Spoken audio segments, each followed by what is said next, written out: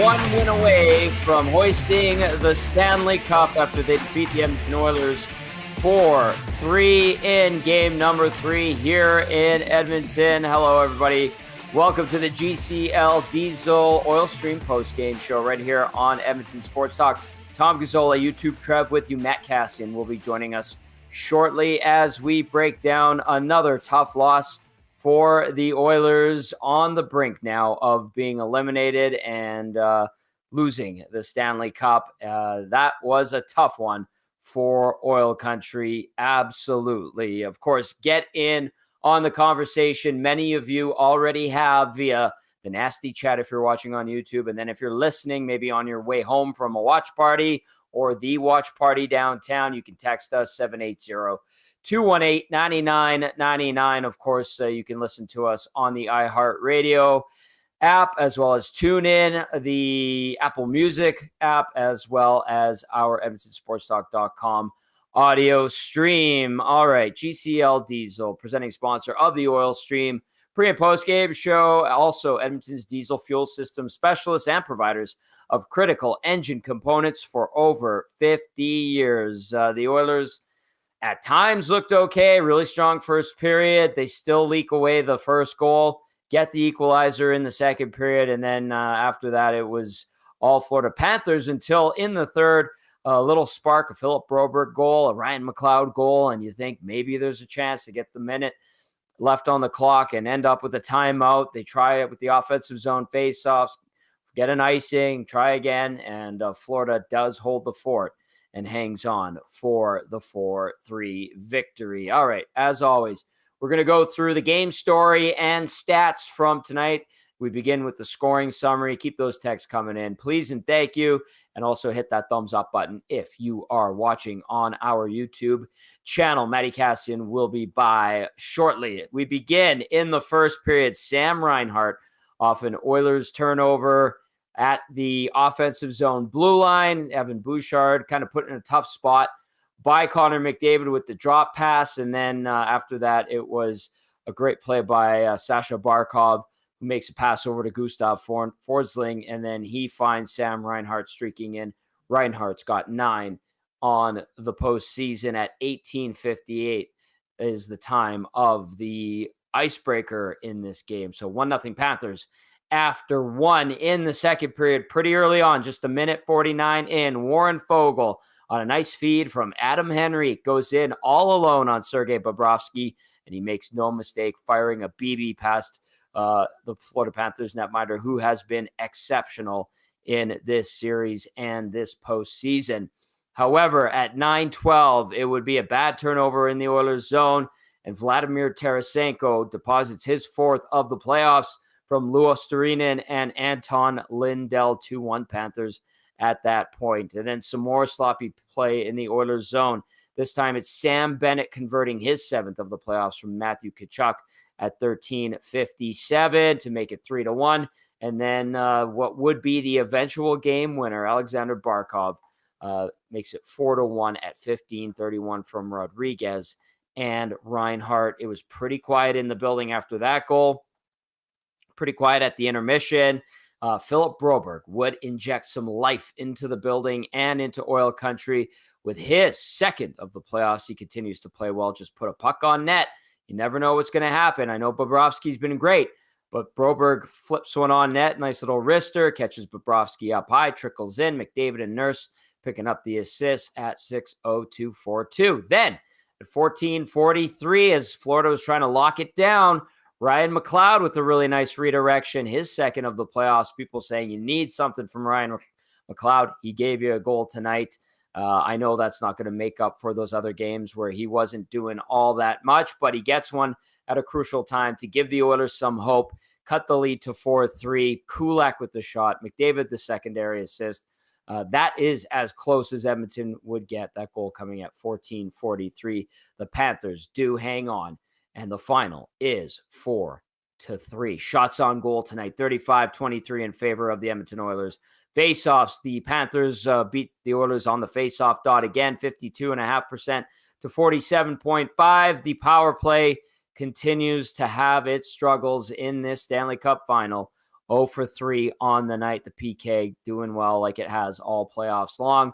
Goes 1 for 1. Good discipline from the Oilers as they only take the one penalty and kill it off. Hits 37-32 in favor of Edmonton. Block shots 13 for Florida, 11 for Edmonton. Giveaways 10 for the Oil, a couple of them absolutely costly. 4 for Florida, and then takeaways even up at 10. End result 4 for the Panthers, 3 for the Oilers, and that is game number 3.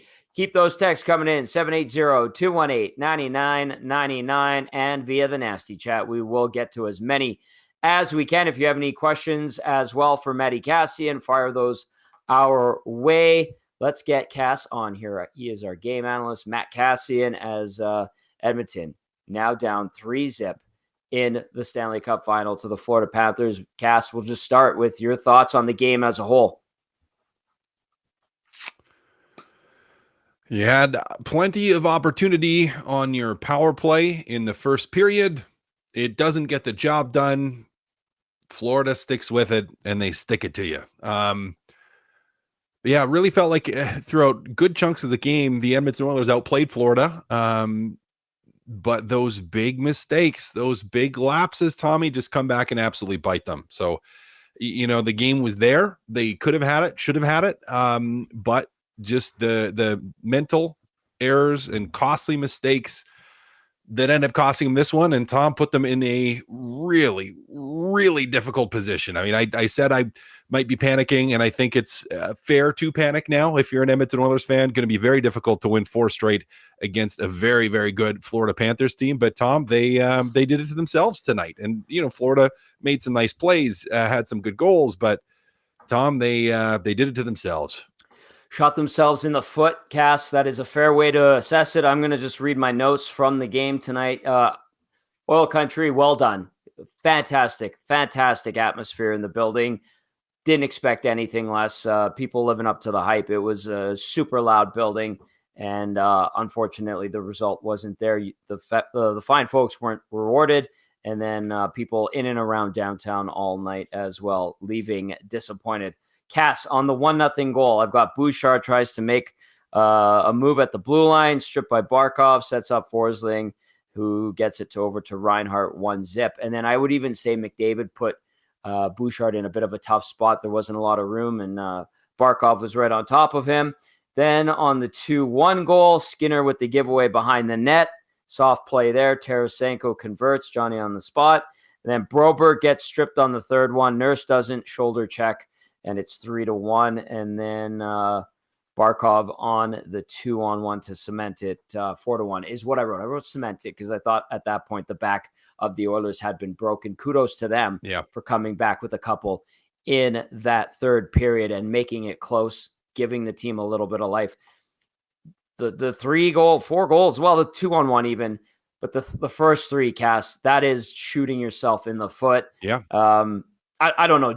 Let's start with the first one. Is it McDavid trying to be too cute at the line? Is it Bouchard trying to be too cute at the line, not being aware of who's out there in Barkov? How would you break down that first one against?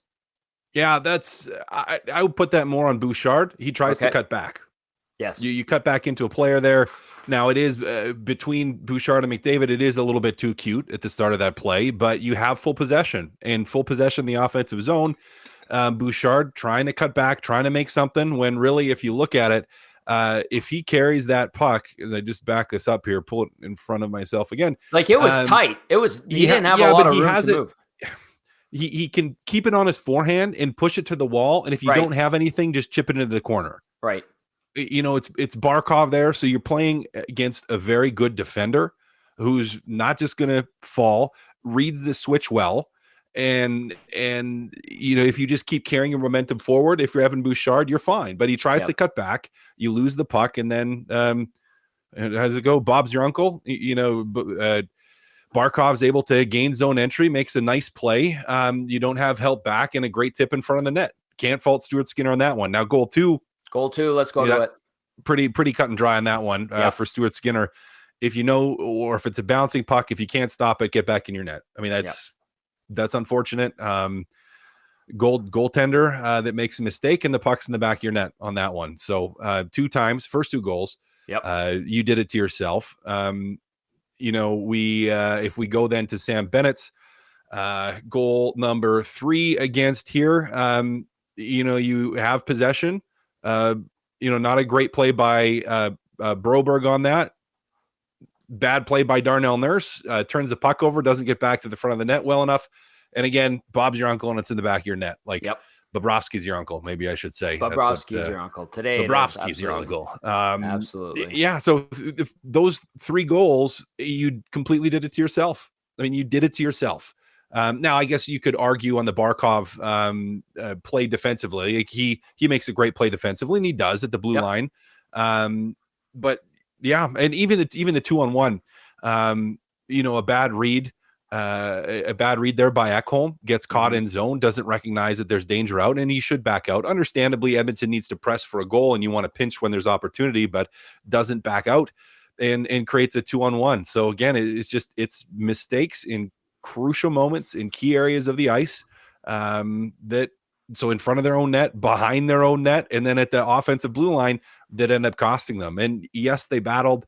Yes, they had a chance to get back into it. Ryan McLeod just about tucks that second one in. If he's able to get 5-hole on Bobrovsky, that puck goes in. But yeah, your big mistakes do it to you, Tommy, and your power play or lack of a power play, being able to convert primarily in the first period when there was plenty of opportunity there. That's what does it to you. And now you're down 3-0, which is going to be, it's not impossible to come back, but it's pretty darn close. Highly unlikely. Never say never. I get it, but they are in the worst jam and in the worst way. I'll say this, Cass. I feel like tonight's loss is eerily reminiscent of game number 5 last year against the Vegas Golden Knights. Yeah. Where they had a lot of good things going. They had that lead, and then that 3-minute span in the second period, and the back was broken. That was the second period tonight for the Edmonton Oilers. I feel that was very similar in that regard. And then this series is really starting to take on that Colorado Avalanche Western Conference final from 2 years ago feel as well, which is not a good thing. I recognize that, but it's starting to go that way, Cass. Let's really quickly talk on the power play because the result is the same as it has been all series long. Another 0-for. They get 3 opportunities. They do not convert. Was the process? Did you notice anything different? Did they tweak anything? Or was it more of the same old, too cute, too much to the outside, and just not able to muck and grease anything, even though that was probably the intention going in? Yeah. Well, they're not going to, and they said it going in, they weren't going to redo their whole power play and reinvent what they were doing and all of a sudden do something different. They just needed to execute. They had a couple looks. The one Bouchard shot was a great shot. I wish they would have done more of that, where Bobrovsky had to make a really good save through some traffic off of that one. But same thing, Tom. I mean, not enough pucks to the net. And there was too many times I found myself, and not just on the power play, that was 5-on-5 as well, where it was still trying to be too cute. Now, they tried to get to Bobrovsky more. 5-on-5. Yeah. They maybe successfully did it a few times. They get some bumps. Corey Perry decides to sit on him. They were there a little bit more, which was a good thing. But on the power play, they still just tried to be too cute through the box, tried to be too cute, trying to overfeed Leon Draisaitl for that backdoor play.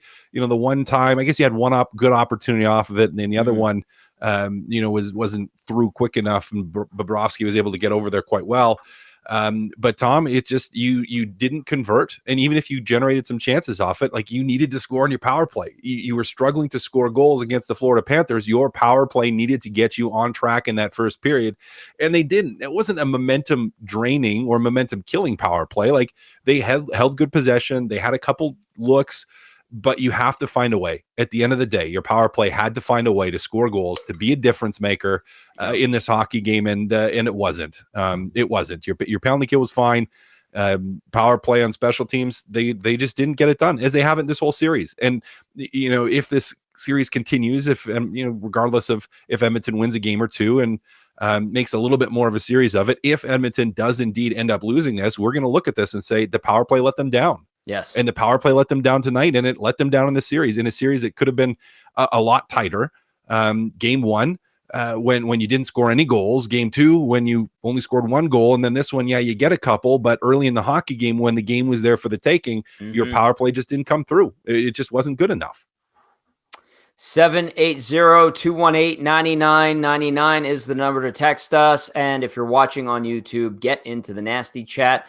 Let's bring in YouTube Trev really quickly to see how he's holding up. Trev, just some thoughts from you. If you're noticing anything in the nasty chat, I know we've got a bunch of people. I think Zach that comes in there. Dusty's usually in there trying to make sure everything's running okay. Probably a Wanik as well, because it does get a little bit spicy in there at times. But real quick, let's get to YouTube, Trev. Trev, what did you notice from tonight? How did you see it all, buddy?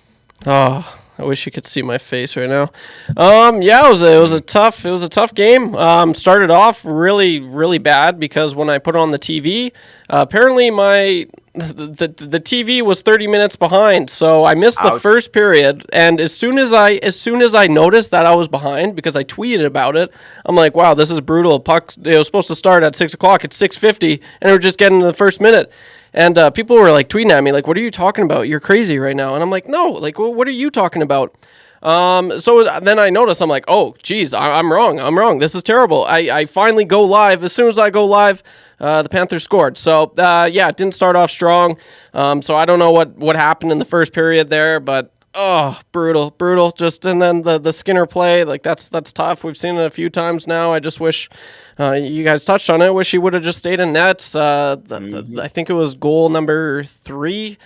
Just the Nurse play, just the urgency of clearing the puck there. It was just such a bad look. Like, I'm sorry, It really was. And like the fact, he gives the puck away, he coughs it up, and then he's just caught puck watching, right? It's easier said than done.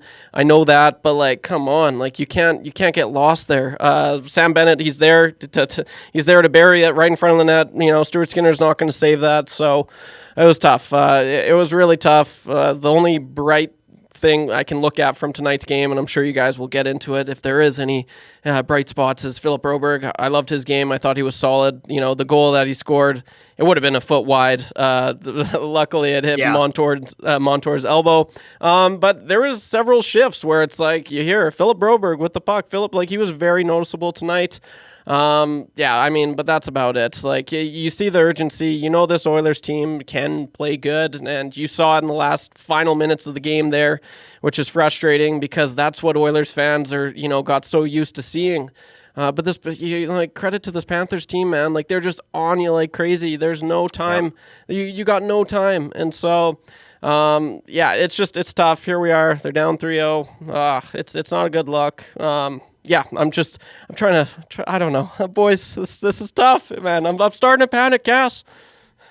Yeah, it's fair. I mean, fair to panic. Yep. Fair to panic. And I think when you asked that when we're catching up, I was like, it was a fairly even period. Yeah. Up until that point, and pretty much immediately after you sent that you were catching up, Florida scored, and it wasn't anymore. And I should point out, one of the nasty chatters pointed this out too, but you can look at CC behind the net on the Skinner goal, and you can also look at Holloway not getting to the front of the net on that as well, where there's two guys. Now, Holloway, not a centerman, typically. Does play center, not a defenseman.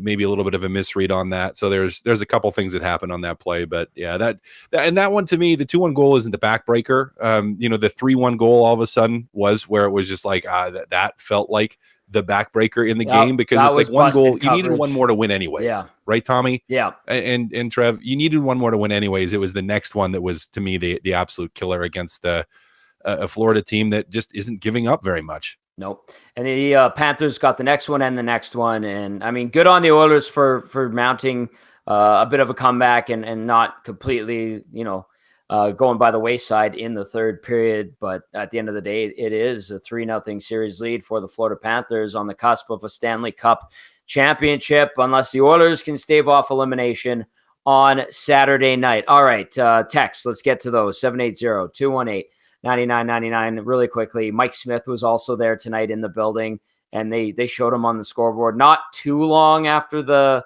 giveaway goal by Skinner, but I was just like, Awanik looked at me, he's like, that timing's a little rough, and Mike Smith could probably make the joke. I didn't teach him that, but You're right. Breakdowns there. If you want to talk about CC, where he was, and Holloway, those are things, Cass, when you mentioned that on the giveaway by Skinner and where CC and Holloway were, those things, out of position, not back in time. That's something we've talked about every single game in this series. And that's kudos to the Panthers, but it's also something on the Oilers where, they're always that one step behind or that one foot or two in the wrong spot. And Florida is taking full advantage. And that happened again tonight. So the compounding errors is a term that you coined this year, and it rings true yet again. And even though these errors might not have cost them goals in the regular season, Cup final against the Florida Panthers, super costly. All right, let's go into it. 780-218-9999. Text us as the Oilers fall 4-3 in game number 3. We begin with CB Radio guy who says, the hill is steep. If any team could do it, I would bet on the Oil. This is a tough loss tonight, inflicted by mistakes. Let's go to Pillman now. Pillman says, boys, can we panic now? Pillman, yes. I can't even get behind Bouchard. Make a play. Sorry, you will get a lot of this tonight. Hang in there, gentlemen. Keep up the great work. Thank you, Pillman. We've been through this a couple of times, Cass and I.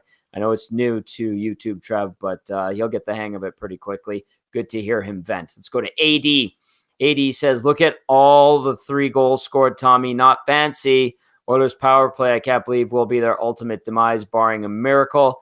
Yes, and then, there was that the late goal by Barkov on the 2-on-1. So the first 3, nothing fancy. All right, let's go to Dirty Curdy. Dirty Curdy says the Oilers are who we thought they are, barely average goaltending and defense. The Stars make grade A D-zone mistakes, and the Oilers coach putting Perry, who can't keep up with the top line, was a brutal error. How many first-rounders for the Yeti to take Nurse? All right, Dirty Curdy with some harsh critiques and criticisms.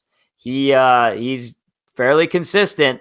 So average goaltending, barely average goaltending, as Dirty Curdy put it, Cass, and defense. And then the coaching is highlighted by Dirty Curdy saying, Perry, you can't keep up, gets top line minutes. Where do you want to go with the Dirty Curdy text, my friend?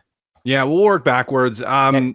I agree with the Perry comment. I think he should have stayed there probably not as long as he did in the game. Moving McLeod there with a little bit of speed, they were able to generate a lot more, where Corey Perry was, he's just not a fit. He's not a fit with those two. Yeah. And that's not saying anything horrible about Corey Perry. It's just, you need someone that can move with those guys. And it wasn't Corey Perry. Skinner, like you can fault him on the behind the net play. Yeah. Absolutely. But how can you really peg him for the other goals? I don't think you can, really. And it's not like he was getting run support at all the entire series. Like, he's been one of the better Oilers the whole series. Thus far, through 3 games, he's been one of the best.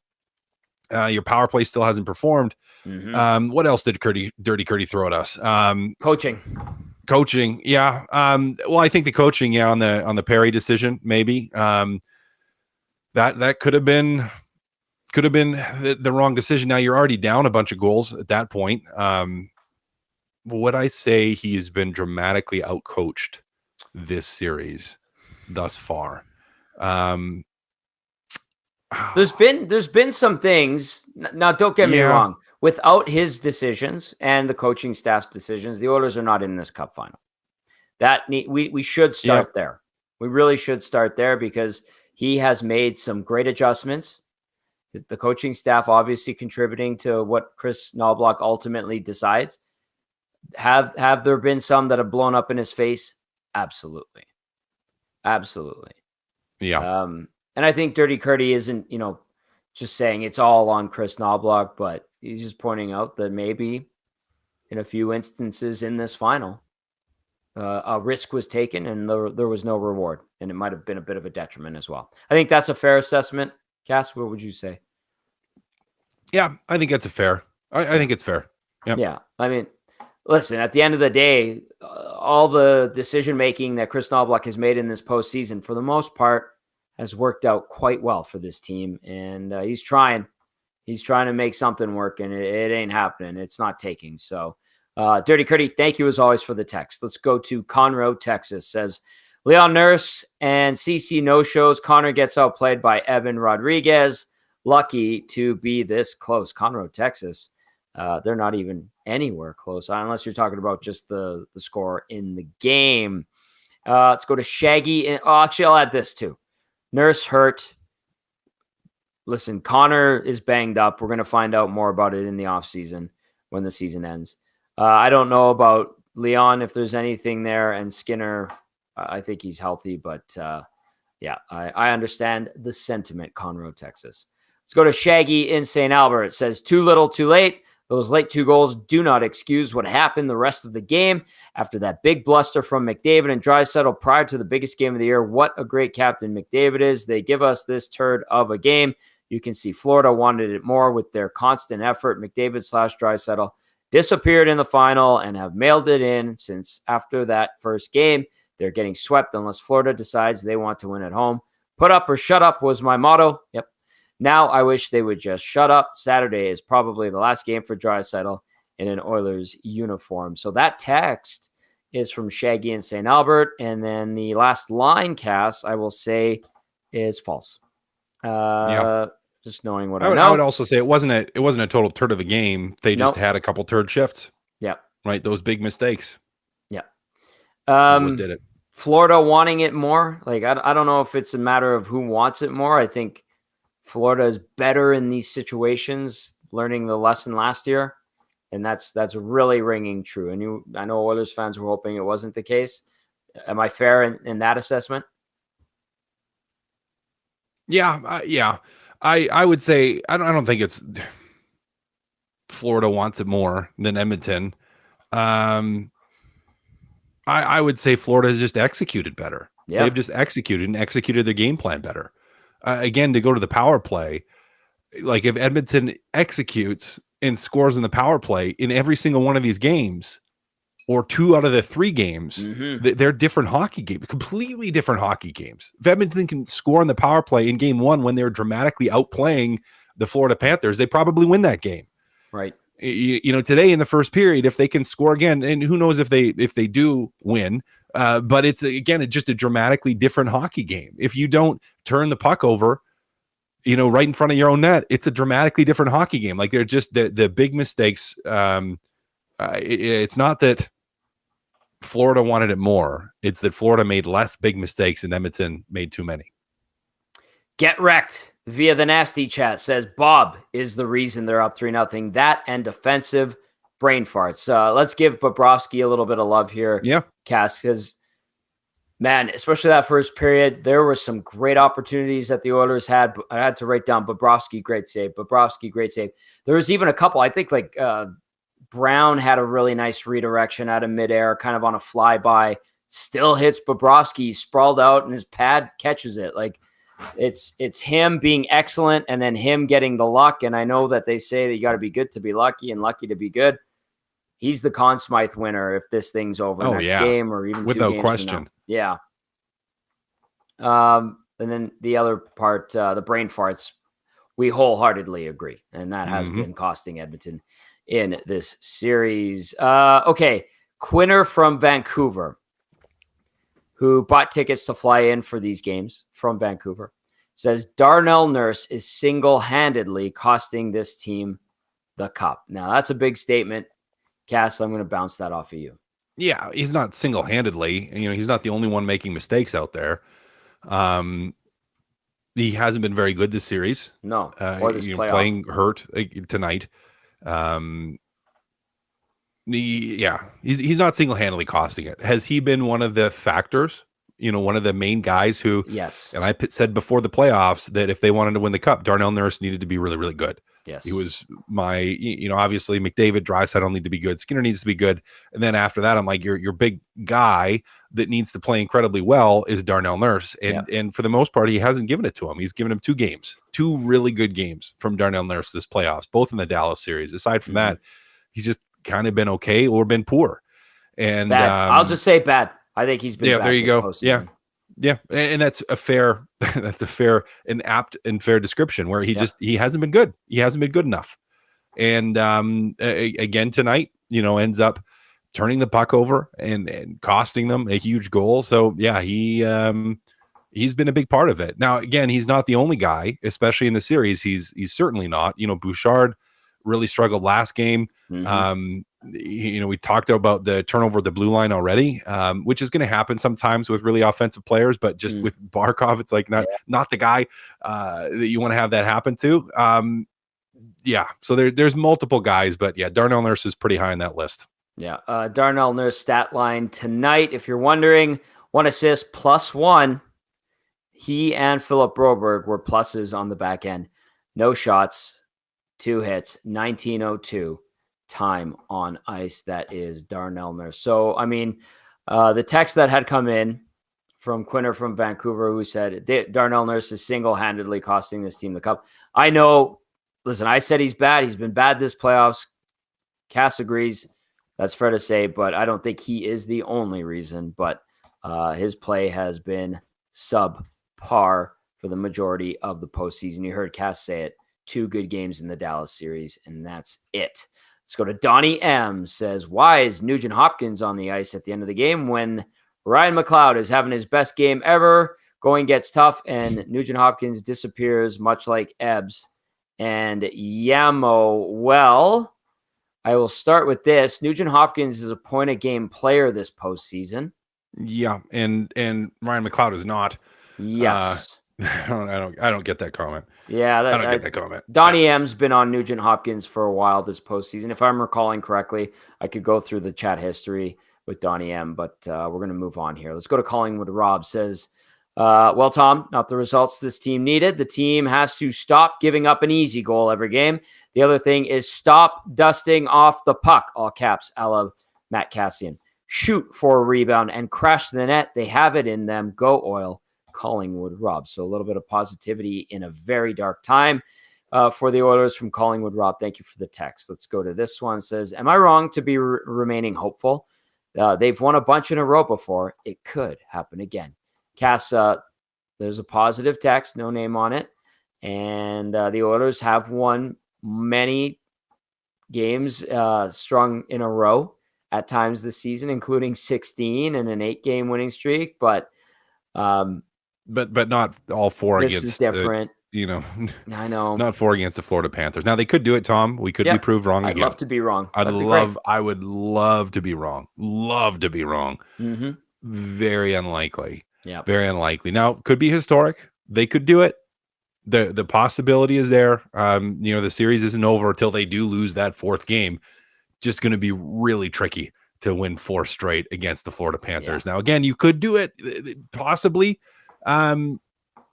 But the odds are very, very, very slim. Very slim. Probably not going to happen. But you never know. You never know. I mean, if we want to be positive, you never know, Tom. Never know. You never know. Got to play the game. Hit the panic button. Full on. Hit it. You're allowed to do that. So, This text says, should have played Gagne. Nurse out. Vinny in. I wouldn't mind seeing Sam Gagne on Saturday night. Yeah, I mean, either. Get him out there. Got to do something, change something, throw him out there. You want to get the fans into it a little bit again? You start him, put him on the starting lineup, get him out there. Yeah, get him out there, get Gags going for sure. At this point, I mean, a little bit of sentimental value. Gagne has never played a playoff game as a member of the Edmonton Oilers, and he's creeping up on what was he drafted? 07? Yeah, 07. Yeah, 07 or 08. I couldn't remember. No, it was 07. He played the 07-08 season as an 18-year-old. And, I mean, they call him Papa Oiler and all that stuff. He's the elder statesman. I wouldn't mind seeing him, and I think that would be nice to get him a home playoff game in the Stanley Cup final with this team to kind of bookend his career. I don't know. I'm pretty sure, he probably still wants to play Cass, but I think he understands what the situation is in terms of that. And there's highly, highly likely he can continue his hockey career in the front office with the Edmonton Oilers, who had made that offer to him a couple of years ago. But I'd like to see him play one more time for sure. Let's go to Mike in Thunder Bay, texting in, says, "This is the most anticlimactic moment of my Oilers fandom. I've been waiting my entire adult life to watch another Stanley Cup final with the Oilers. Will they even get to celebrate a win? It's also disappointing. There's always next year, I guess." Mike in Thunder Bay, who's disappointed. Tube Sock says, "I'd officially changed my prediction from Oilers in 5 to Oilers in 7. Let's go to this one. Says, okay. It's BB. Says, "Bouchard and Oilers equals ultimate power play merchants. No power play goals again tonight. Another loss. Simple. Nurse atrocious. Just say it. Effing awful. Start Pickard on Saturday. Can't be worse. If my grandmother had something, she'd be my grandfather." All right. Thank you, BB, for that. Anything there, Pickard? No, it's not going to happen. No, it's not going to happen. It's not going to happen. Stuart Skinner didn't lose you this game. Did he contribute? Of course he did. Everyone contributed, but he didn't lose a game. Skinner's starting on Saturday for sure. Okay, here's one from Nazdrovia, who texts in and says, "You guys think Skinner and Nurse feel any shame at all for letting the entire team down? I bet they sleep like babies on those giant piles of money." Okay, Cass, you played pro hockey. You played in the National Hockey League. I know fans are upset right now, as they should be. But the Skinner and Nurse feeling any shame, letting the entire team down and sleeping like babies on piles of money. Cass, you are the former player. They're not sleeping like babies. Yeah. They're not sleeping like babies. They want to win. Both of them badly want to win. They're not. I mean, maybe they won't even sleep tonight. They won't sleep easy tonight. I can tell you that much. As will the rest of the team not sleep easy. Yeah. No, they're not. They care. They care. They do care. They do want to win. They do want to play well. They want to win a Stanley Cup. They're not. They're going to feel it tonight, probably more than the rest of us do. And I know some people don't like to hear that, and I know some people are like, "Oh, we care way more than them," but they care. Players care. They want to win. They care very much. They're not sleeping easy tonight. I can tell you that much. Nope. I've seen it firsthand. You've lived it. And I just wanted to clear that out because I know there's a bunch of people who text in and feel that way. And when they break down the game, these guys, they don't care. They're just happy. They make $1 million. They make tens of $millions. No, they still want to win. That's why they play the game. There are some guys that are like that. Yeah, I know. There are. I've met a bunch. Yeah, there are some guys like that. There are some guys like that, but not those two. No, those are not those types of guys. Okay, let's go to Huntorio Moment. Says, "And the book is out on the Oilers now. Vancouver almost did it, but they're still learning. Florida has mastered it. Play the Oilers aggressive with lots of pressure. They can't handle it. 30 isn't good enough at moving the puck. And if they're not moving the puck, not get into the forwards, and the goalie is getting peppered." Let's go to Barry. Says, "No need to panic. Time to accept defeat." Safety Bob texting in said, "I had so much confidence all day telling everyone the Oilers were going to be tied going back to Florida. Wasn't worried at all. Now, I don't think they can do it. Do you think they can beat Bob and crew 4 straight? Maybe, but it's going to be a hell of a battle to do it. Gut-wrenching loss." I don't think we're thinking it's going to happen. Hey, Cass? Who knows? Who knows? Highly unlikely. Who knows? You never know. You win. I mean, that's what they're going to be saying in the dressing room, Tom. Probably not. Who knows in the media? I don't know what they're going to say in the post-game pressers, but in the dressing room and tomorrow and heading into the game on Saturday, that's going to be the conversation. The conversation is going to be, boys, we're down 3. We got to do something amazing, but we can do something amazing. You know, it starts with 1. Win 1, and all of a sudden, the gap's a little bit less. Our odds are a little bit better. Yeah. You win 2. The gap's a little bit less, our odds are a little bit better, and just try to keep that rolling. So that's, I mean, it has to be the mentality. The tricky thing is going to be not being mentally broken if Florida scores first, or they come out, because Florida's going to, they clearly smell blood in the water and want to finish this thing on Saturday.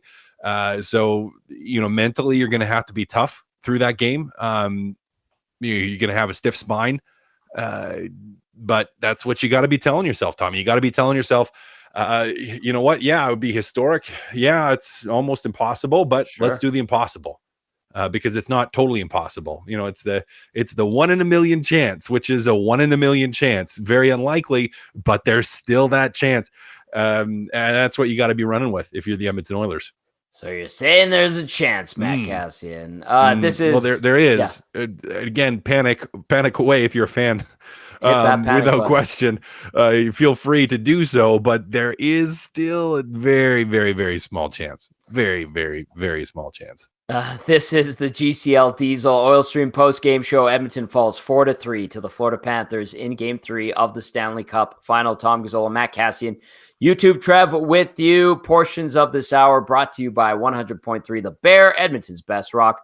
Listen to Nielsen with Yukon Jack and McCord every morning, and tune into Jess Jackson on your way home from work every afternoon. Keep those texts coming in 780-218-9999. We've got a few more to get to. We will get to some audio as well, and then Cass is going to give his final thoughts going into Game 4, a must-win just to keep the season going and whatever slim hopes the Oilers may have to chase down a 6th Stanley Cup in franchise history. Okay, Cass, do you want to stick around for a couple of post-game comments, because we do have some audio already? Are you cool with that? Give me the first one, and then I'll bounce. Okay. I think what's the best one, Trev? Have you had a chance to listen to him? We have Stuart Skinner, Connor McDavid, and Darnell Nurse ready. I think McDavid would be best. What do we think? Yeah, we can hear from McDavid. Stuart Skinner's is the longest. It's at 5 minutes. McDavid's is 3 minutes. So go to the captain. Well, let's see what Cass. Who do you think would be best? Yeah, Cass? do it. Let's hear from Connor McDavid. Okay. Awesome. Here is the captain after tonight's 4-3 loss. What's the most disappointing part of it? I don't know what you want me to. I don't know how you want me to answer that. What's the most disappointing thing is being down 3, obviously. Yeah. The fact that you had part of that game in control and you just kind of gave them a few goals with just some unforced errors. Yeah, I felt like that. I thought we had lots of looks. I thought the game was right there, and just a couple of mistakes, and they find a way to score. When it started to come for you, when the goals started to come, what do you think you guys maybe got to that was working for you? We put a lot of pucks there. I thought we did a good job of getting pucks to the net and bodies to the net. We can't score on the outside on these guys. You got to get to the middle. Did you get any explanation on the non-call on Jan Mark in the final few minutes? No.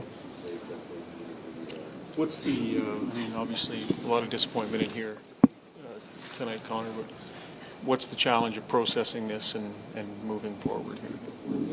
What's the challenge? We got to get ready for a game. Get ready for Game 4 and get a win. That's all we can do. You've played some pretty good teams here and found a way to get through them.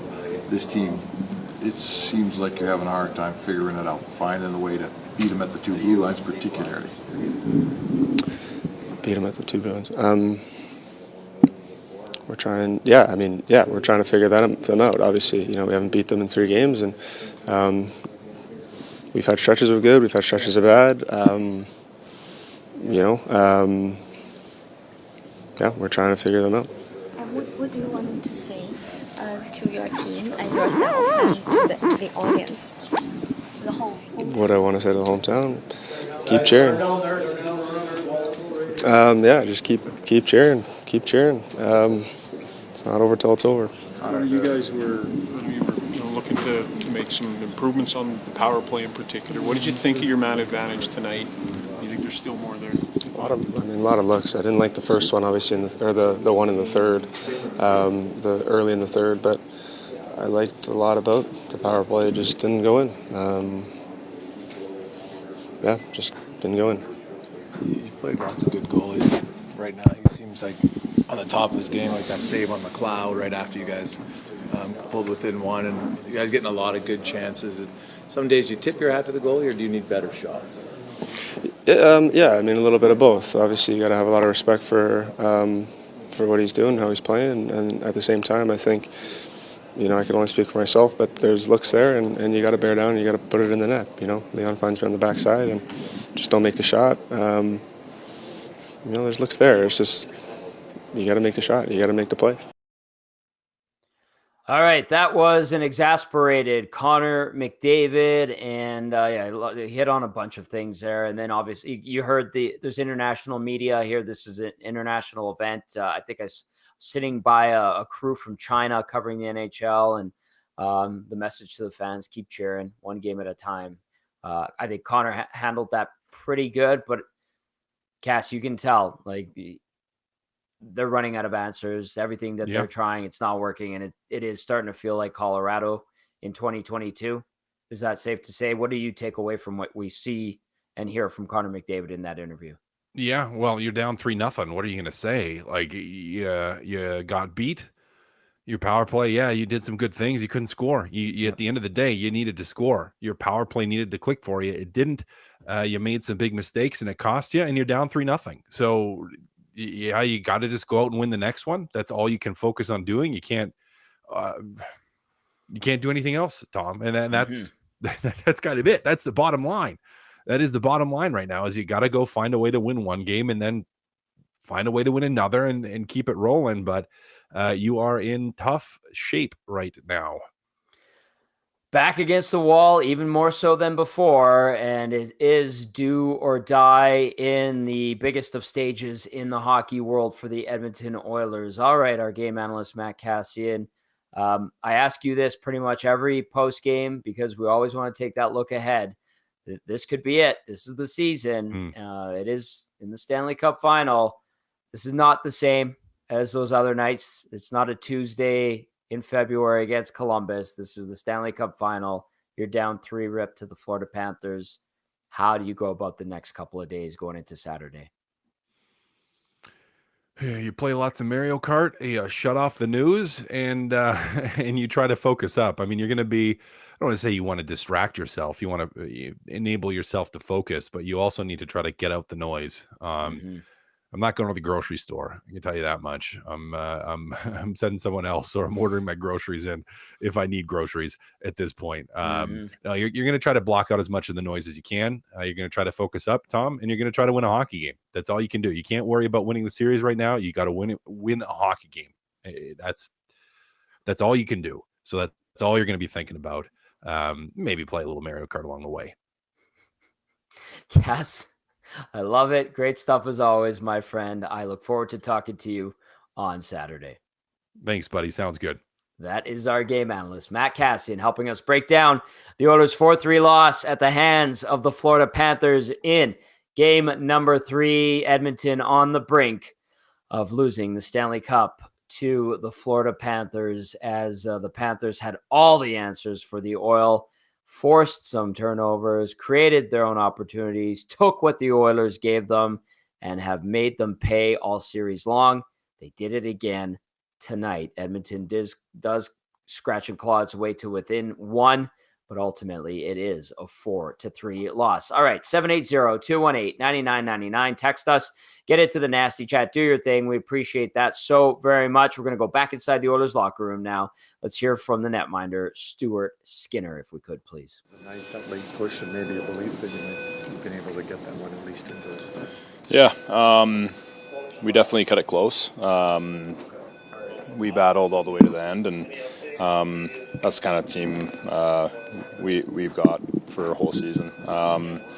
And just another game where we proved that. I think that we can be an amazing team, and I know that we can find a way to beat these guys. Stu, what happened on the second goal? I'd have to look back to see exactly what happened, but I believe I tried to obviously play the puck. I don't know if it bounced over me or not too sure exactly what happened. They got the puck, pass it out front. I tried to get that one as well and tried to make the save, and all of those three things did not work. That stretch there in the second period, what was that like for you? Yeah, I think after they got that second one, they just kind of got on a roll. I think we kind of we let them kind of take that momentum and stride with it. Got 2 more quick ones where it was just kind of silly mistakes that doesn't need to happen. So this time of year is all about fine lines and how close it is. Where have your team's details been throughout the entire series? Through the series, to be honest, pretty good. Like, it's kind of hard for me to say exactly the details for the players, just because I'm more worried about my own details. But from what I see, like, we're working really hard. We got our sticks in the right places. We're getting the puck in. We're doing really good on the forecheck.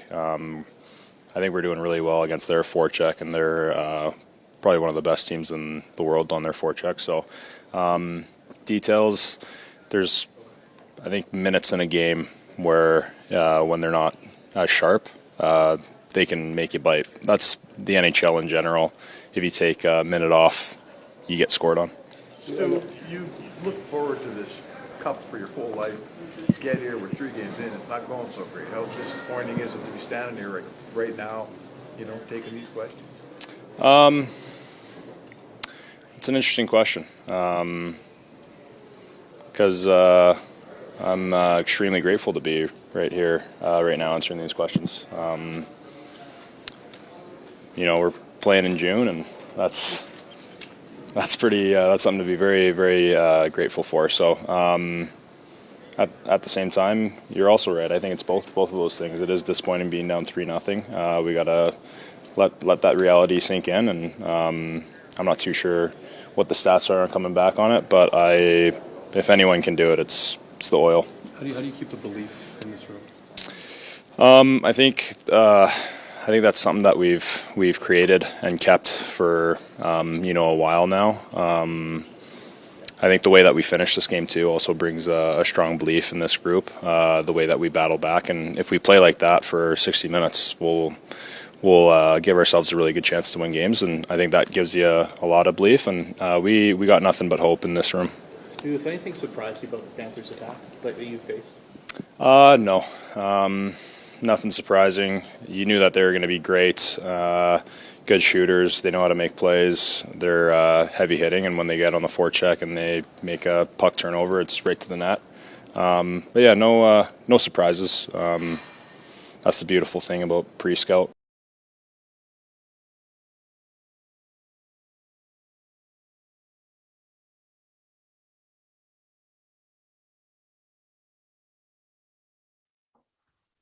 All right, let's go now. Okay, we're going to pull out of Stu Skinner there, as he was pretty matter-of-fact about his team's performance. He didn't want to deep dive and pick apart his teammates. He was more focused on his game, obviously, and then also sharing, pre-scout that didn't really surprise them. That's kind of a vibe I've gotten from the team talking to them the last couple of days. It's not like the Panthers are wowing them with something that they've never seen or something that they didn't expect. One team's executing, the other team is not. Edmonton is not. Florida is. That has been the difference, and it happened yet again tonight. 4-3 is your final. Edmonton down 3-0 in this Stanley Cup final. That was Stuart Skinner. Let's get to a few more texts here. Let's go to the Liquid Beaver, who says, "Hey guys, I'm not angry. I'm just disappointed. Where was the forecheck? Are the Oilers allergic to body contact? Numerous chances to finish a check. Absolutely zero. Cats come out of their own end way too easily. You're playing in the Stanley Cup final in your own barn, and the intensity was a Wednesday night game in February. Typical of them to play with desperation in the last 10 minutes. We go now to Hockey Girl. Hockey Girl texting us, "I don't like this feeling in my heart. It feels like I'm watching helplessly as my puck children make all the wrong decisions and squander their potential." I think that is a very apropos text, Hockey Girl. I think a lot of people feel the same way you do, and your puck children are having a very, very hard time with the Florida Panthers. We go now to Shanzi. Shanzi texting and says, "The Oilers look like they do not belong here. A, Florida willing to do the little greasy things. B, 97 and 29 look average. C, 90 should have been on the ice in the final minutes instead of invisible Nugent Hopkins. D, I'm so pissed. E, literally seconds before McLeod scored, I was saying the Oilers need to be done with McLeod, and then he totally redeemed himself. F, stop hitting. The Oilers stopped hitting. Game goes to crap. Story of the season. Love you, Tommy. This hurts. Can't get swept. Need 90 to turn or to run 72. Take the hit to make the series."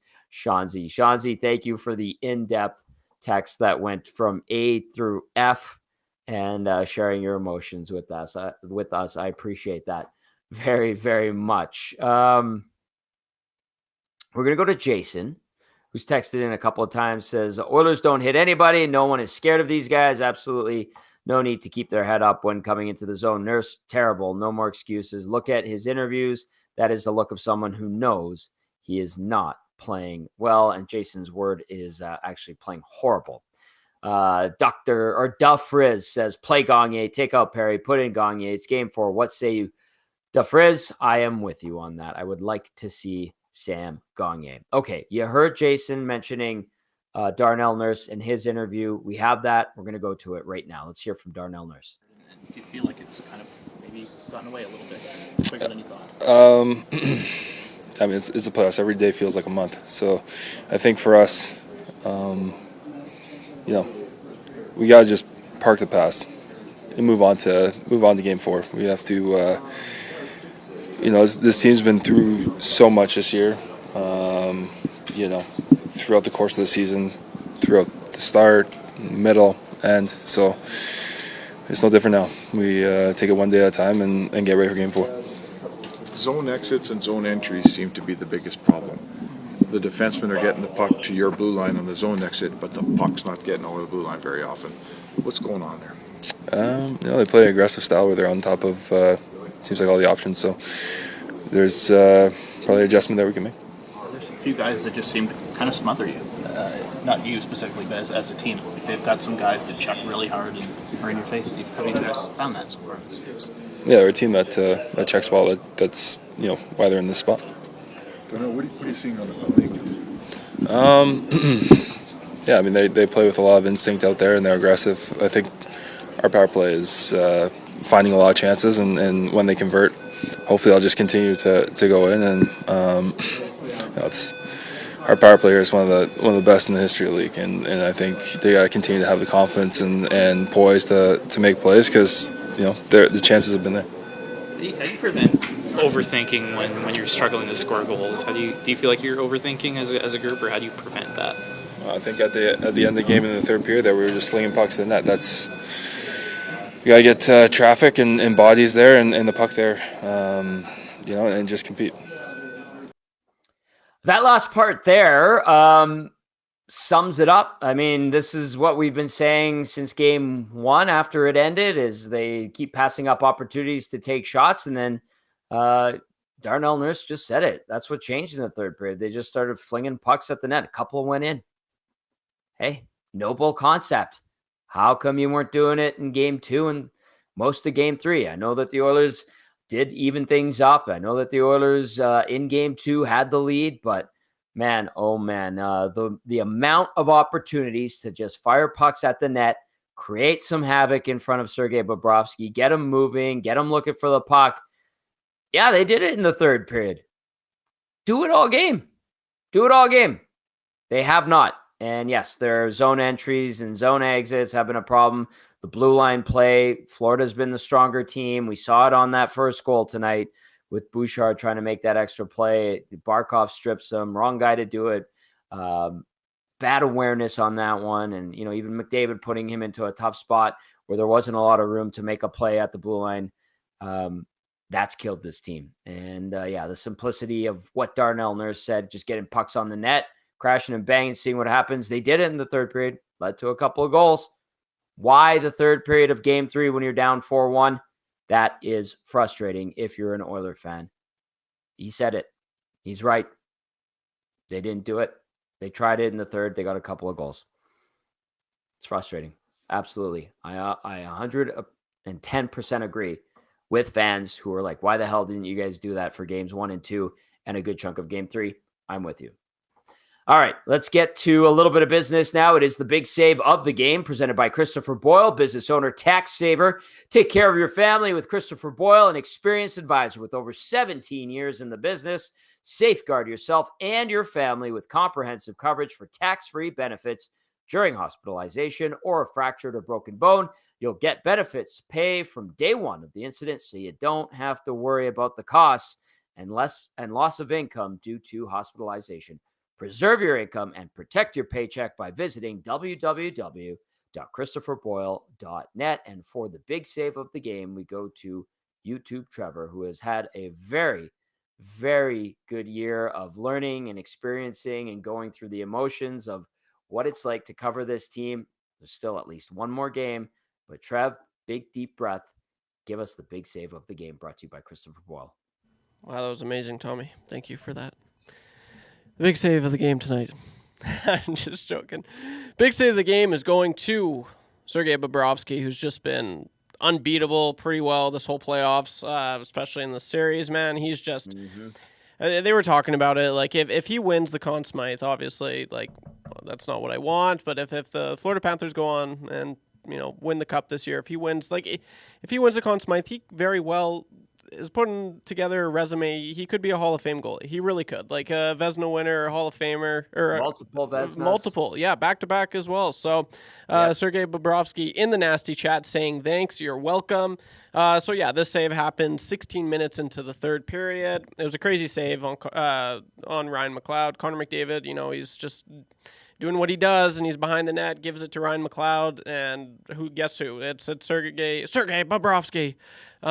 Just unbelievable, man. He makes a huge left pad save. He's like practically doing the splits, not only the save of the game, probably the save of the series, probably the save of the final. That's what Chris Cuthbert said. That's what he said. So I'm saying it too. Just crazy how insane he's playing right now. And if you're a Panthers fan, you have to just be in awe. Even if you're just a hockey fan, you have to be in awe because it's insane. It's really impressive what he's doing, the numbers he's putting up. Oilers fans would certainly like that. So, it has to be that save. It has to be. It was just a crazy save, timely save, everything about it. Sergei Bobrovsky, you got the big save of the game. You're off the case, Bobrovsky. Nice, Trev. I know you were reluctant, but you made the right decision, and you explained it very well. That is the big save of the game, brought to you by Christopher Boyle. Let's go to the nasty chat. Dusty Nielsen getting in there saying, starting Ryan McLeod in a game like this was mind-boggling decision from Chris Noblock. Do you want to know exactly how not to set the tone? That's how. Dusty's still got time before it's bedtime. So I like to see the fire from Dusty. Check out Dusty and Lieutenant Eric tomorrow morning, and they'll have another breakdown, and people will have time to decompress and reassess this game. Although I feel like everybody's takes from tonight will still feel the same tomorrow. Not much change in their opinion of this game. The boys will work through it with you in the morning on a night of rest. For some, there will be some tonight who will be enjoying a plethora of beverages. Please do so responsibly. Mix in a water, and do not get too nasty out there. Don't break stuff. The cops were out, and hopefully the crowd has dispersed peacefully, and that would be best. No, this is not 2006.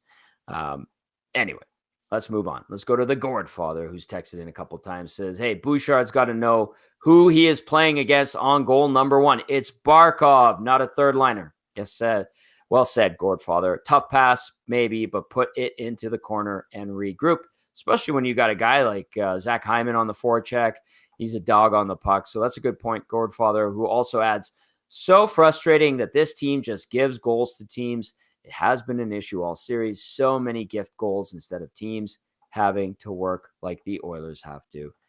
Yep, there have been gift goals. I will give the Panthers credit because they have forced the Oilers and put them into uncomfortable positions and made them cough up pucks. They do make it look easy. That's how good Florida is. So I don't disagree with you, Gourdfather, but I will give the Panthers credit on not every goal, because the Oilers have shot themselves in the foot. Absolutely. I think of the giveaway by Skinner tonight. But there have been good plays by the Panthers to force bad plays by the Oilers. So I'm going to give credit where I feel credit is due, but I completely understand the sentiment, Gourdfather. So thank you for the text, sir. Appreciate that very much. All right, we got this, actually a bunch out of Calgary. Let's go to this one. It says, I've never been as disappointed with a player's career arc as with Nurse. Guy looked like he might be a poor man's Pronger. Coming out of junior now, he doesn't hit, fight, has no offense anymore, can't play defense. And he has one of the worst contracts in the NHL and NHL history. He used to be one of my favorite players, so it's sad to see. And then this texter out of Calgary adds, after game one, the Oilers should have been running Bobrovsky all game. Panthers need him more than the Oilers need Skinner. Let's go to Shotsky Jerry, who says the difference in this series is the Panthers have a forecheck. Oilers don't. Good to hear from you, Shotsky Jerry. Let's go to this one. It says Skinner post. He's talking about how he's not sure. He tried to play the puck. Not sure what happened. How about you're terrible at playing the puck and just don't? That play cost the team the game. It was 1-1. Insert every swear word now. And then a bunch of symbols that would designate swears. That's from Mike in Calgary. Let's go to Ken. Ken texting in saying, Tommy, here's an out-of-the-box idea, which I tossed for the last couple of seasons when the power play isn't working. Split Connor and Leon. Bob is in their heads. So how about McDavid, Hyman, McLeod, Fogle, and Bouchard, Unit 1? Leon, Nugent-Hopkins, Henrique, Ekholm, and Broberg, Unit 2. The definition of insanity is doing the same thing over and over again, but expecting different results. Bob and the Panthers know how to neutralize Edmonton's current power play. Time for something different. Ken, I'm not opposed to the out-of-the-box idea. Maybe you try to throw different looks at them. Absolutely. Yes, the power play has 100% stagnated in this series. Kudos to the Panthers penalty kill. Kudos to Sergei Bobrovsky. Edmonton, you'd think, giving them the benefit of the doubt of how good this power play still is. Second in the the playoffs when it comes to the power play. Over 30%, but now 0 for 10 in this series. You need to do anything to stay alive. So, yeah, maybe Chris Noblock and Glenn Gulletson draw something special up for game number 4. Getting ahead of myself a little bit, but the Panthers have the Oilers power play in their hip pocket right now for sure. Let's go to this one. Stanley in YYC says that 6-minute span with CC, Nurse, and Skinner in the second just cost the Oilers a chance at the Cup. All right. We're going to go to head coach Chris Noblock now. More of your texts following Chris Noblock's availability as the Oilers fall 4-3. This is the GCL Diesel Oil Stream postgame show presented by our good friends at GCL Diesel, of course. All right. Time now to go back inside Rogers Place and hear from the head coach of the Edmonton Oilers. You know, the mistakes are part of the game. They happen. They've been happening through the playoffs. You guys have been able to overcome them for the most part. But it seemed like when you make that big mistake and it ends up in the back of your net, how frustrating is that, and how tough is it to get over something like that? Yeah, it's take away the momentum. Think about the second period and how well we started, and we had a couple breakaways, some really good slot chances. And then, we don't score on those. And I liked where we were going after Fogle scored that huge goal. I really liked our team, the execution, the energy. Like I said, we had some really good chances to go ahead. Their goalie made some nice saves. And then, they dump a puck in and we're down 2-1. That was a tough one. Right side, front row, Jason. Chris, you look at your team and often you've improved a lot defensively, and offense has always been your calling card. And right now you're struggling to finish. As Connor said, he can only speak for himself, but he goes, "We're getting looks, we're just not finishing." What are you seeing? What's not there in the finishing department? Is there anything the group can do better? No, it's over a course of time. There's always luck involved in it. Luck on the chances that you get. Do they go in? The goaltender that you play obviously has a huge part of that. For chances, 2 of the 3 games, I think we're at or above our expected goals for how many chances that we're creating.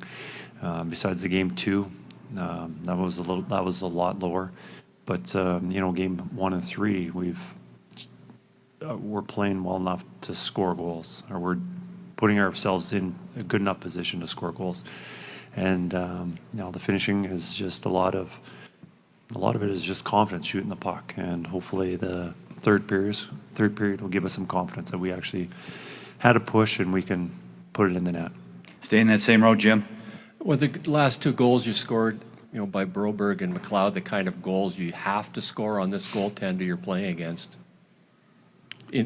In front of him, blocking his view, those are the kind of goals you got to score, and there haven't been enough of those. That's that's the scouting report on every goaltender in the league. You need traffic. You need to create chaos around the net with rebounds and pucks going off skates. We've seen those in the playoffs, for and against us. And, I thought we showed that urgency, determination to get to the net, and we just got to continue to do that. In that same row, Josh. Chris, it's a deep hole. How do you keep the belief alive? And are you more psychologist than coach over the next 48 hours? I don't think there's much to be said, or I think there's a lot of belief. You look at our season this year, and we've had 2 8-game winning streaks. We've had a 16-game winning streak. When things go well, we can really turn it up. And I think we've showed that we can beat this team. I think there's a lot of belief in that. It's not like we're getting outplayed and we're just, that team's better than us. I don't think there's anything that I need to say to the team and convince them otherwise. I think everyone in that dressing room feels the same way I do. Is we can string together a lot of wins. We've shown it. Obviously, the stakes are a little bit higher. We're playing a better team than we would in the regular season. But I don't think there's any doubt in our room. We'll take a few more left side, third row, Dan. Hey, Chris, based on what you just said, I'm wondering if the frustration of being down the way you guys are, can that cloud the belief a little bit at this point? If there was any time to have frustration, it would have been 4-1 going into the third period. And you look at our team, it didn't look like there was much frustration. There's frustration that we're down. But there's a difference between frustration and quitting. There's absolutely no quit. There's a belief that we can do this. So we just need to keep pushing. Left side, fourth row, Corey. Chris, you mentioned the third period push. Was that a case of anything you guys were doing differently, or kind of that puck luck that you've talked about turning around? I think there? the pucks went in the net. I don't think we had any more chances. Chances might have been looked a little bit different. But, we were talking in the staff, or the coaches after the room, and we've had more breakaways in these 3 games than we've had throughout the rest of the playoffs. We're getting our chances. Hopefully now there's a point where they're going to go in, and we saw a little bit of that in the third period. We'll take 2 more right side, second row, Daniel. Chris, you were asked obviously about the offense and players just not scoring. Is that what makes this hole that you're in so vexing? Is that your top guys that have done it all year just aren't scoring? Absolutely. They're playing well. They're making plays.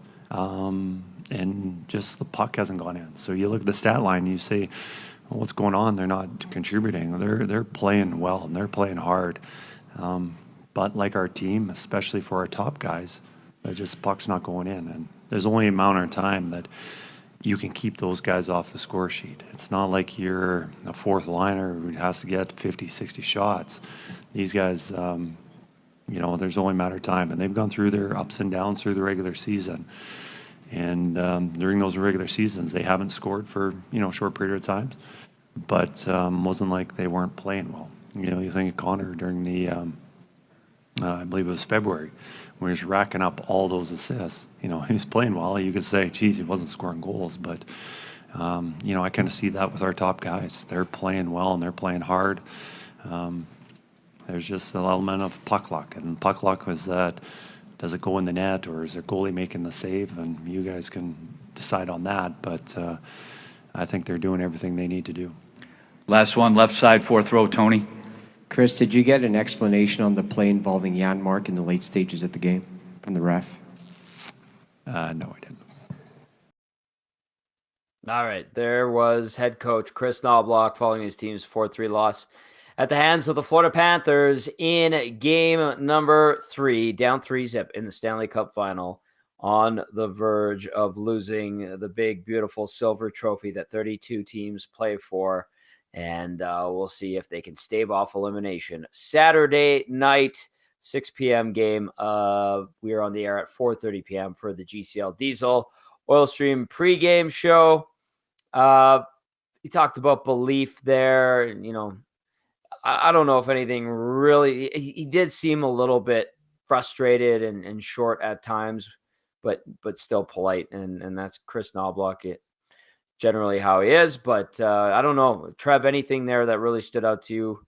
He did talk about puck luck, but nothing too crazy there. Nothing crazy, man. No, like the only thing I'm still kind of in a lot of people were talking about it, just with the whole Stuart Skinner interview, and I'm curious on your thoughts. Like, he seemed like happy, I get it, like it's over and done with. You just lose the game and whatnot, and he's thankful and all that. But man, like, how are you not mad? Like, I don't know. Am I looking too much into this? Like, a lot of people are just really ticked that he's not showing any, like, he's not pissed, he's not mad, and that's something, like, I don't know. Like, if it was me, I'd clearly be mad. Like, you're down. He hasn't won a game in this series, Tommy. Yeah. So, how do I start this? I think the natural tendency, I think 90% of us, we get mad, we get angry, we scowl, we sound pissed off. That's not really his demeanor, having known him since he was 18. He talked a lot about working on that side of his character, how he looks at things. Now, is he not mad and pissed off? I would say he is mad and pissed off. Does he look and sound like most of us when we're mad and pissed off? No.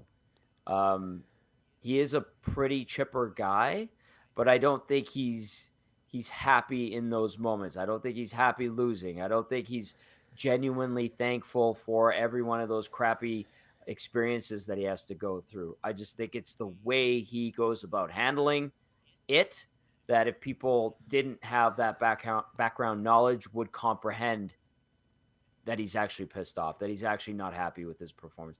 I think he does feel those emotions. I just think the way he conveys it when he speaks to the media, and there are guys who are good and smooth with the media and handle media differently, is a little bit different than the usual approach, let's call it.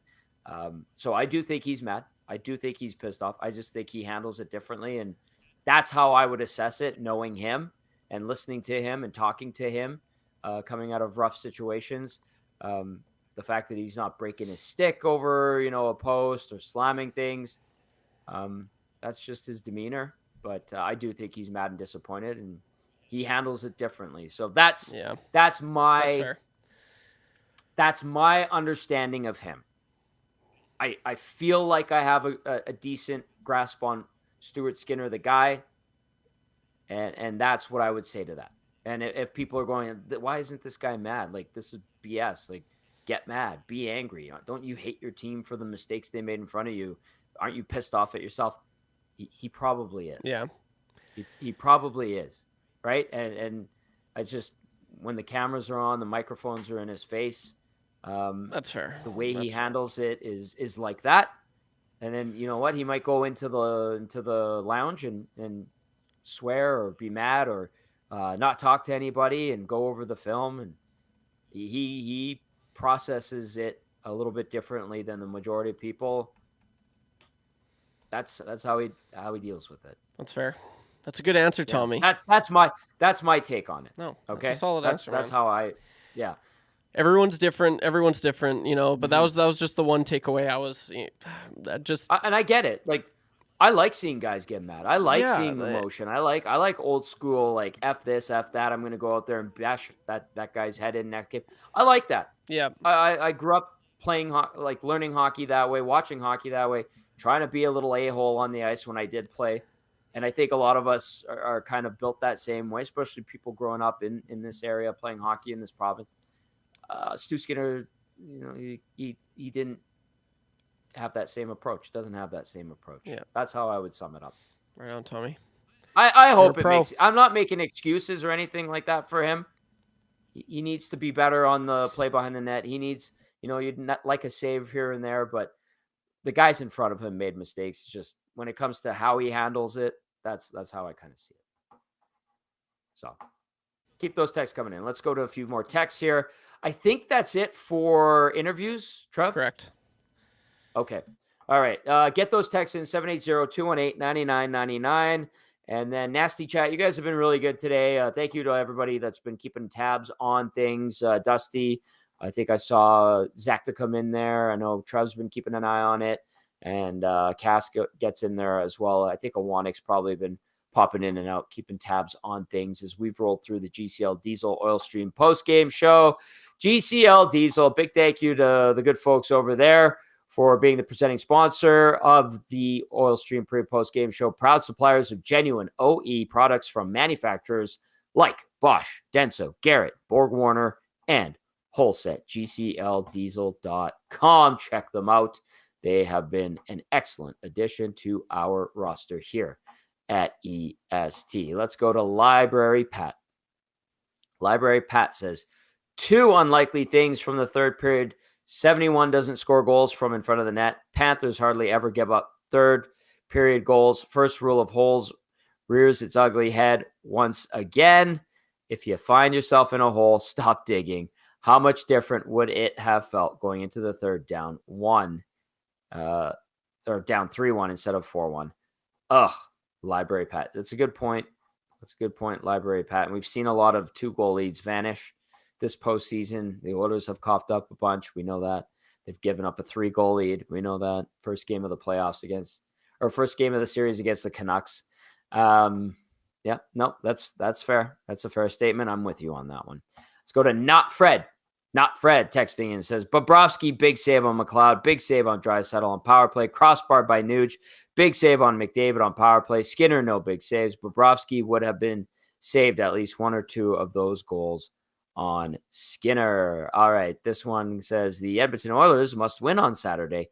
Talk about the curse that if you lose Saturday, that will mean the Stanley Cup will be hoisted in Rogers Place twice, but not by the Edmonton Oilers. And I'll add to that, it would be 2 Florida teams, the 2 Florida teams winning cups in Edmonton. Of course, the bubble being very obscure, weird, one-off. But I remember that, and it was super strange. Super strange. 4 years ago.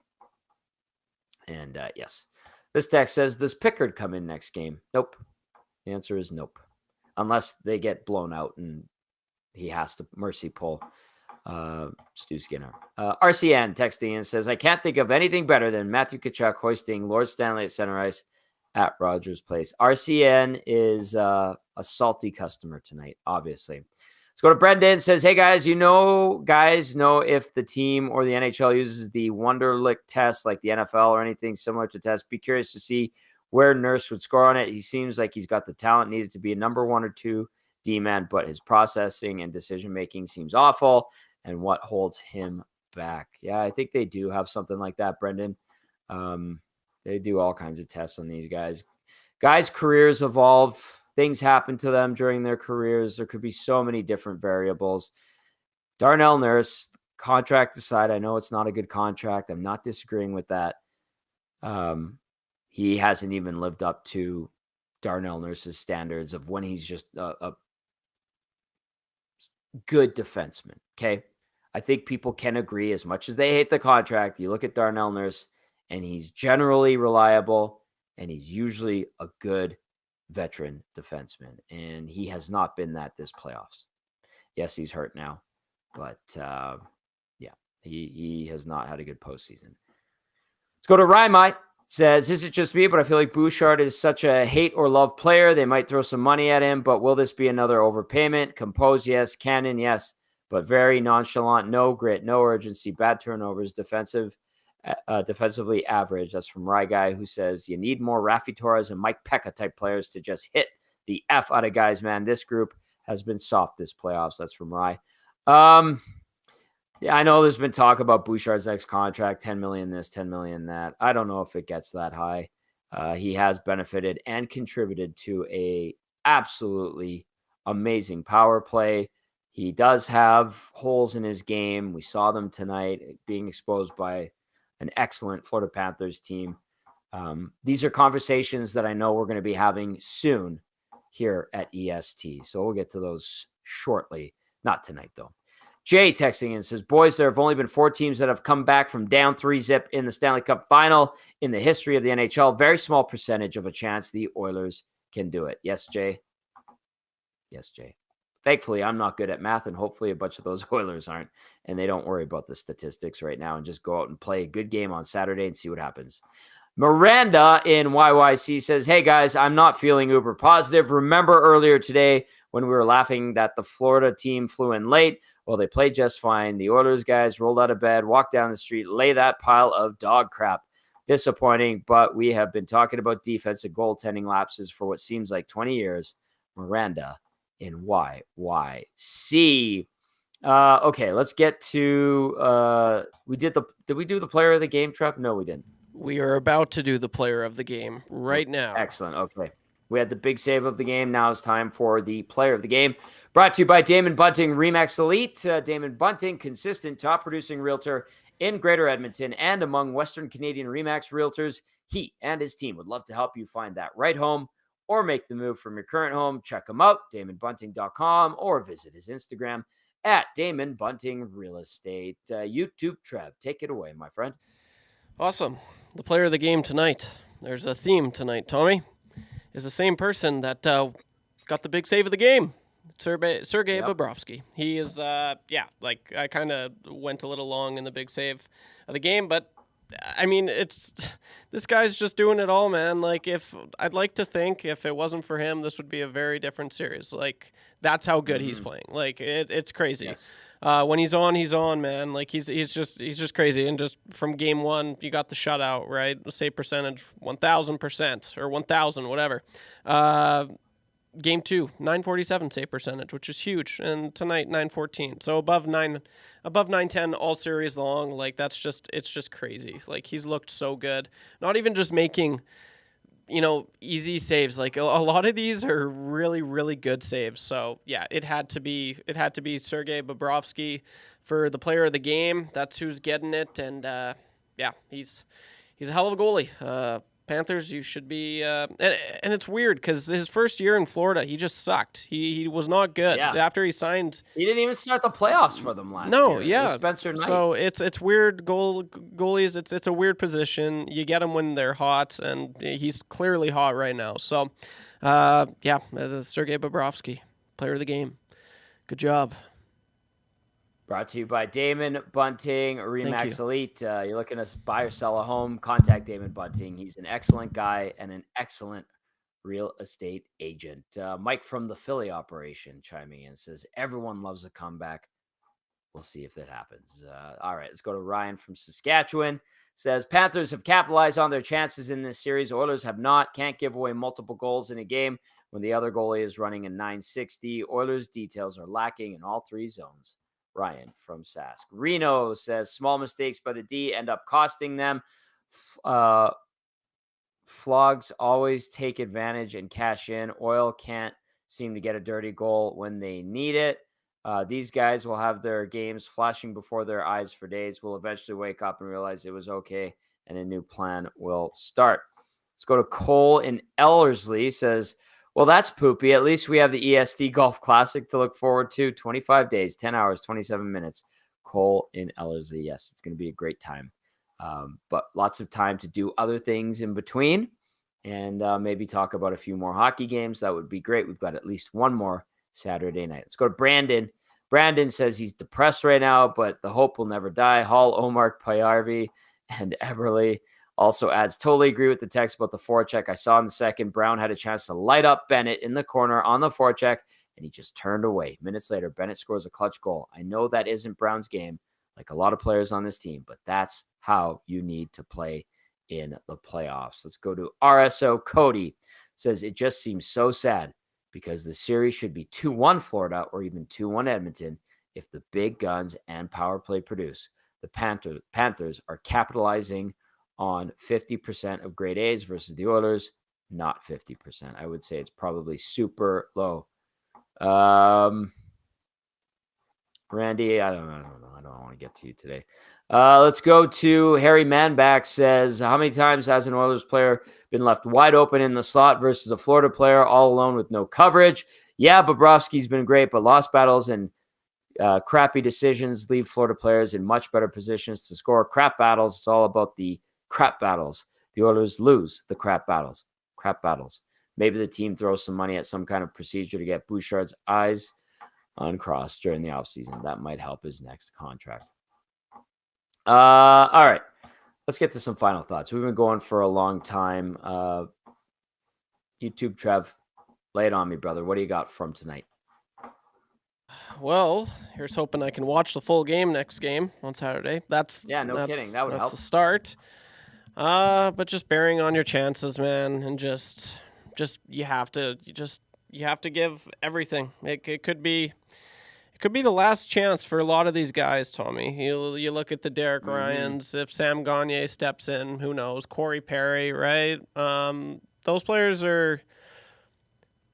You got to do it for yourselves, but you look around. You gotta do it for everyone else around you. Play as a team, and we've seen this team. We've seen them. They've looked so good for so long. There's been a few people saying, "Oh, they got here for luck." You don't get here for luck. You don't get here for fluke. Like, this is a very good team, and they're also playing a very good team that's playing really good hockey. But the Oilers are right there. Like, just going back to that last text, it's true. When was the last time you saw an Oilers guy just wide open and right? Like, this team, the Florida Panthers, they just don't give you any space. So you gotta be unpredictable, Tommy. You gotta just change it up. You gotta change it up quite a bit too. So you gotta play with grit.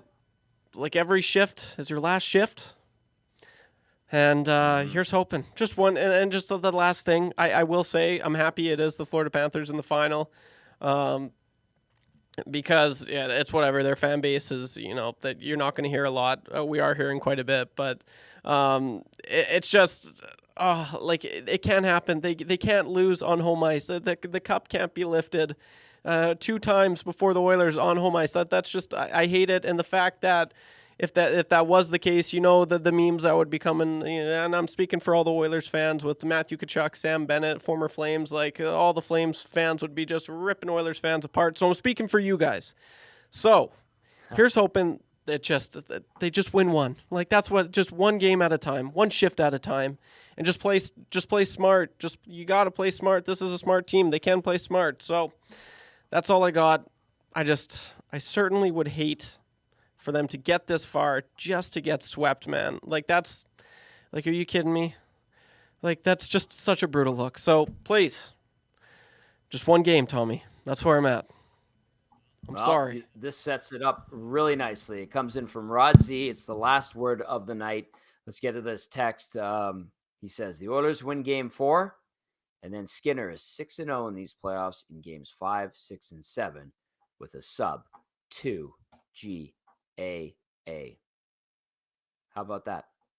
A little silver lining on a negative night where the Oilers fall 4-3 to the Florida Panthers and go down 3-0 in this Stanley Cup final. Very frustrating, as Edmonton will look to stay alive and keep its cup hopes alive as well on Saturday night. That will do it for the GCL Diesel Oil Stream postgame show.